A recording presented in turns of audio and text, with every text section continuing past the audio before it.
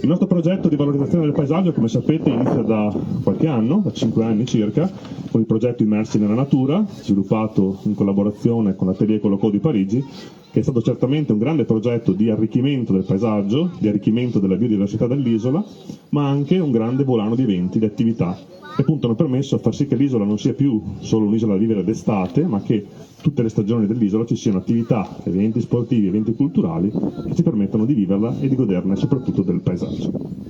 Anche lo scorso anno, come vi ricorderete, abbiamo aperto la stagione con una mostra diversa da questa, una mostra a Catiepolo. Era una mostra sicuramente con un tema molto sensibile, anche molto delicato come quello delle donne. La mostra si chiamava Cicatrici, fu fatta in collaborazione con Andos di Ferrara, una mostra che ha avuto un grande successo, poi esportata anche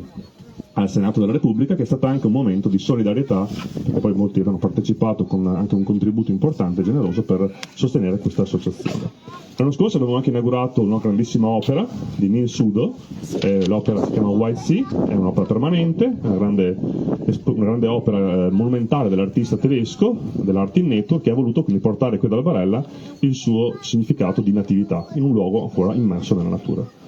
Oggi siamo qui a inaugurare questa mostra che si chiama Naturale Artificiale, quindi arte come arte, quindi rigenerare, quindi riportare delle opere che spesso dialogano. La cracking art è un'arte che comunque ha girato tutto il mondo, considerate che già ha coperto 5 continenti, parliamo di 500 luoghi in cui le opere sono state esposte. Spesso queste opere si trovano a dialogare con contesti urbani. Penso che per gli artisti sia la prima volta forse che possono dialogare in un contesto paesaggistico così di valore, dove poi si trovano non solo le piante ma anche i nostri animali che vivono liberamente nella nostra isola. Quindi questo dialogo tra opere che derivano dalla rigenerazione di una plastica che diventa colorata e anche animali che vivono liberamente nella nostra isola.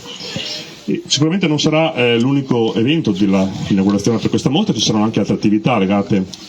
alla mostra. La cracking art è anche un movimento artistico che ha un forte messaggio sociale, che appunto è quello di rappresentare la sostenibilità dell'ambiente, che per noi è sempre al centro della nostra attività in isola. Il nostro piano di sviluppo dell'isola parte dalla sostenibilità. Come sapete l'isola, tutte le nostre acque sono recuperate, come sapete abbiamo sviluppato in questi ultimi anni un progetto di biodiversità sui fiordi della nostra isola, abbiamo investito nell'illuminazione a LED per risparmio energetico, quindi la sostenibilità è sempre al centro del nostro lavoro. Quindi questo messaggio sociale che passerà attraverso quest'opera, che troverete anche nei descrittivi dell'opera, sarà proprio questo: la sostenibilità dell'ambiente, che per l'isola era sempre al centro del nostro lavoro. Ma anche un messaggio sociale che si chiama Arte genera arte. Quindi questo progetto significa che noi vorremmo portare in isola delle installazioni, arricchire il nostro verde. Questo potrà avvenire attraverso l'acquisto di una delle piccole opere che troverete qui al nostro destra, ma poi le troverete anche in altri punti dell'isola, che si potranno acquistare, e il ricavato di queste opere sarà destinato all'isola per il progetto Arte genera arte, che insieme agli artisti abbiamo voluto. Non sarà certamente, come diceva Alessandra, l'unico evento della primavera, ci saranno anche moltissimi altri eventi di carattere sportivo, di carattere culturale, e come forse molti di voi sapranno, avranno letto magari sui nostri social, sul nostro sito, sui giornali, abbiamo nei giorni scorsi a Milano, al Teatro Piccolo di Milano, presentato la nostra collaborazione con un importantissima festival letterario, culturale, artistico, sportivo, veramente ormai su tutti i fronti della cultura, che si chiama La Milanesiana. È un festival ideato e pensato da Elisabetta Sgarbi, che già ha percorso 23 città, è la 24esima edizione. Quest'anno il festival sarà anche in isola, sarà una grande novità dell'anno. Ci saranno 2 date particolarmente intense, una è il 13 di luglio e una è il 14 di luglio. Il 13 luglio avremo con noi la campionessa mondiale Federica Pellegrini, che dialogherà con Elena Stancanelli, che è un premio campiale importantissimo, presenterà un suo cortometraggio ed inoltre presenterà il suo primo libro qui da noi. E poi ci sarà il 14 luglio, un'altra grandissima giornata, spiecerà l'avvocato Migliorini, che ci sarà il concerto del maestro Angelo Branduardi, il 14 di luglio. Il 14 di luglio poi ci sarà un altro grande evento, dovuto sempre della Milanesiana. La Milanesiana, capita la nostra sensibilità artistica e culturale, ha deciso di donare all'isola quest'anno un'opera, quindi quest'anno l'opera che rappresenta la Milanesiana, cioè la rosa disegnata da Franco Battiato, sarà donata all'isola, una grande scultura